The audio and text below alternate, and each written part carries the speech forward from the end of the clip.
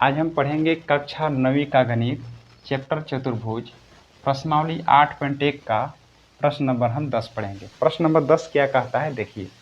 कहता है कि ए बी सी डी एक समांतर चतुर्भुज है।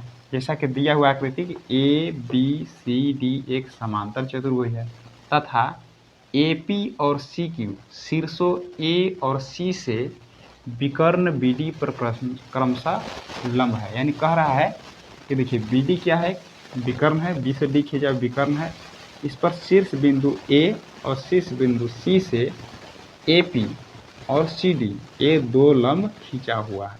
ठीक ना, ये प्रश्न हमें दे रखा है इतना। ए पी और सी की ये दोनों लंब है। किस पर लंब है? ए बी डी विकर्ण पर। तो आपको इतना चीज दे दिया। अब उसी से आपको दर्शाना है।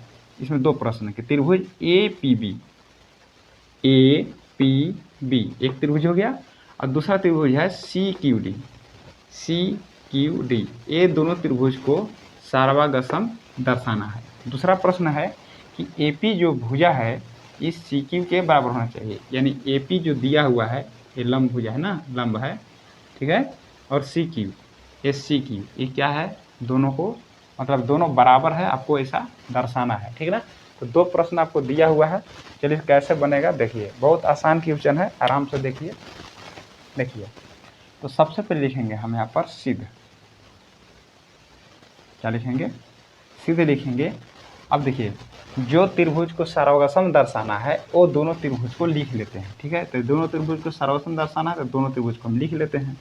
लिखेंगे त्रिभुज ए पी बी तथा त्रिभुज C Q D, C Q D में दोनों प्रश्नों को लिख लिए।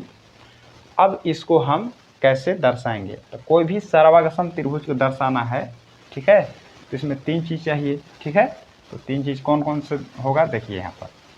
सबसे पहले देखेंगे इसमें कि लिखा हुआ है ए पी बी यानी ए त्रिभुज आया।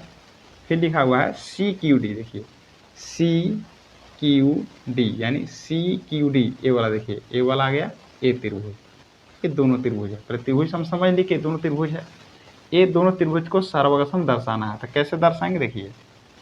तो सबसे पहले करते क्या है कि देखिए ए बी जो है ना, देखिए ए बी जो भुजा है ना, ये वाला ए बी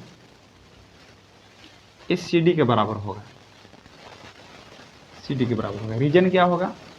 क्योंकि समांतर चतुर्भुज का आमने सामने का भुजा बराबर और समांतर होते हैं। यानी ए बी बराबर है सी डी के और ए बी समांतर है सी डी के। क्योंकि समांतर चतुर्भुज यहाँ पर हमें दिया है इसलिए गुण लग गया। ठीक है, और ये भी देखिए ए डी के सामने वाला बी सी है तो ये भी दोनों बराबर भी होगा और समांतर भी होगा, क्योंकि समांतर चतुर्भुज का ये गुण है। तो ये दोनों बराबर हो जाएगा ना। ये लिखेंगे यहाँ पर कि जो ए बी है ये सी डी के बराबर होगा। अब लिख देंगे रीजन कि समांतर चतुर्भुज, समांतर चतुर्भुज के सम्मुख भुजा, सम्मुख भुजा। ठीक है, तो ए वाला जो भुजा है इसके बराबर हो जाएगा। पहला चीज़ समझ लिए। दूसरा चीज़ देखिए कि यदि ये देखिए दिया हुआ है कि ए बी समांतर है सी डी के, क्योंकि ए बी समांतर सी डी के भी है, तो इसमें एकांतर कोण का नियम काम करने लगता है। ठीक है ना, ये जो कोण होगा ना इस कोण के बराबर होगा। क्या बताया कि यदि क्या है ए बी सी डी एक समांतर चतुर्भुज है, ठीक है ना, तो इसमें क्या होगा कि एकांतर कोण का नियम काम करेगा। ठीक है ना, यदि समांतर है तब, तो दोनों समांतर है तो एकांतर कोण काम करेगा। ए वाला जो कोण है इस कोण के बराबर होगा। तो हम लिख सकते हैं इसको, चलिए मान लेते हैं, चलिए इसको मान लीजिए 1, इसको मान लीजिए 2। तो हम क्या कह सकते हैं कि ए पी बी में ए वाला कोण और सी क्यू डी में ए वाला कोण, यानी कोण जो 1 है कोण 2 के बराबर होगा। लिखेंगे यहाँ पर अंतः एकांतर कोण।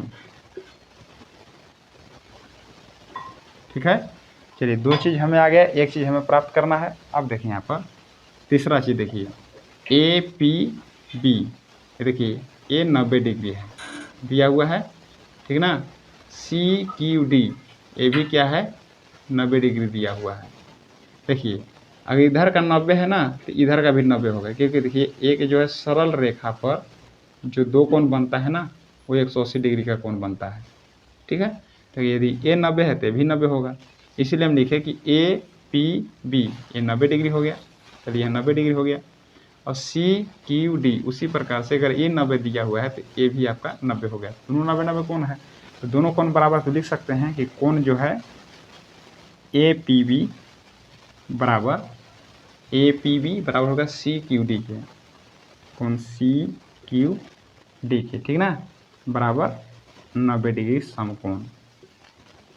90 डिग्री को समकोण ही बोलते हैं, ये दोनों समकोण है, ठीक है। तो सर्वागसम दर्शाने के लिए तीन चीज़ चाहिए था, तीनों चीज़ आ गया। तो किस नियम से यह सर्वागसम होगा, देखिए लिखेंगे यहाँ पर कि त्रिभुज ए पी बी सर्वागसम त्रिभुज सी क्यू डी, इसका कौन सा नियम लग जाएगा, देखिए ए पी बी में देखिए ए हो गया कोण को बोलते हैं एंगल, ए हो गया, फिर देखिए कोण आया, फिर से हो जाएगा एंगल, और ई देखिए आपका भुजा ऐसे लग जाएगा एस, यानी नियम लगेगा ए एस सर्वागसमता नियम से। ये त्रिभुज में हम लोग नियम पढ़े हैं, ठीक है ना। अब देखिए ये दोनों सर्वागसम हो गया, यानी पहला हमें जो सिद्ध करना था ये सिद्ध हो गया। अब बच गया क्या दूसरा वाला, देखिए दूसरा वाला लिखते हैं, क्या लिखता है कि ए पी बराबर सी क्यू। अब देखिए ए पी और सी क्यू कहाँ है, ये देखिए है ए पी और ए है सी क्यू। तो हम देखिए हम लोग जानते हैं कि जब दो त्रिभुज समरूप होते हैं, समरूप बोला नहीं, समरूप नहीं सर्वागसम, यदि दो त्रिभुज सर्वागसम होते हैं तो इनके संगत भुजा क्या होते हैं, बराबर होते हैं। इसी को हम बोलते हैं सीपीसीटी, शॉर्टकट में सीपीसीटी बोलेंगे, ठीक है ना। यानी लिख देंगे यहाँ पर कि पाई सीपीसीटी, यानी सीपीसीटी के नियम से ये दोनों बराबर हो जाएंगे, क्योंकि देखिए ए पी बी त्रिभुज सी क्यू डी ये दोनों त्रिभुज को हम सर्वागसम दर्शा लिए, इनके संगत भाग क्या होते हैं, बराबर, यानी ये जो भुजा है ये भुजा के बराबर हो जाएगा, ठीक है ना। तो ये हम लोग नियम पढ़ चुके हैं। तो क्वेश्चन बहुत ही आसान था, आशा करते हैं कि प्रश्न आपको अच्छी तरह समझ में आ गया होगा। धन्यवाद।